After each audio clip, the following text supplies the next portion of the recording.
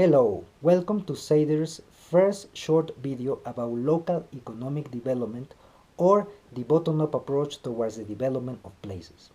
I am Ivan Palavicini, founder and coordinator of Ceidir's activities. Let us start the first video by analyzing briefly two of the first definitions that can be found in the early literature about this topic. The idea is to see the evolution of the approach through time by analyzing these two definitions.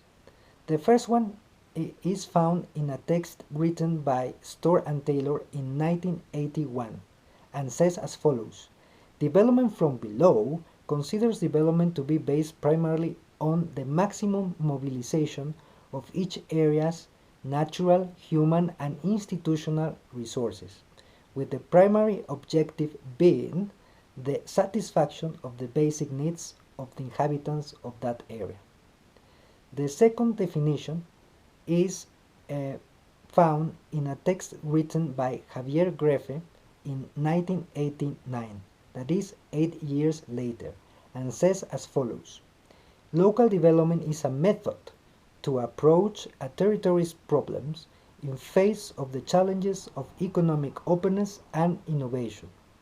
Its principles are a diagnosis of the strengths and weaknesses of the territory, the satisfaction of new development needs, the inclusion and qualification of human resources, the development of an entrepreneurial and participation culture, and the incorporation of the social economy."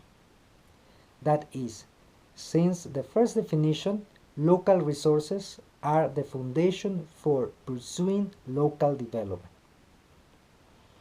In the second definition, Greffe is telling us the importance of knowing very well the territory. What are the weaknesses and the strengths of it? And for example, the idea that I see here is that we need to identify, each locality needs to identify in which situation they are. And from this situation, they can then determine a development path. What are other factors very important that we can see in the second definition that were not in the first one?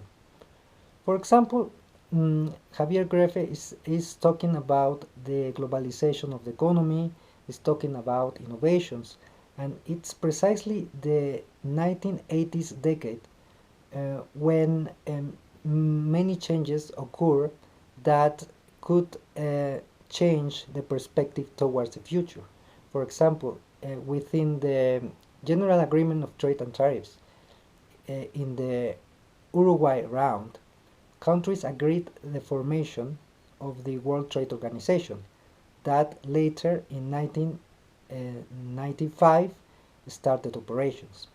Also during the 1980s, there were important steps towards the massive use of internet and applications such as the email. So all this was included, and then Greffe was talking not about the basic needs of the population, but new development needs. What other things are very important from the second definition? Greffe was talking about the development of a participation culture. That means that local actors would participate together to determine the development path of the territory. And also the view that the locality, a territory, could participate in both economic activities, mainstream economic activities and non-mainstream economic activities.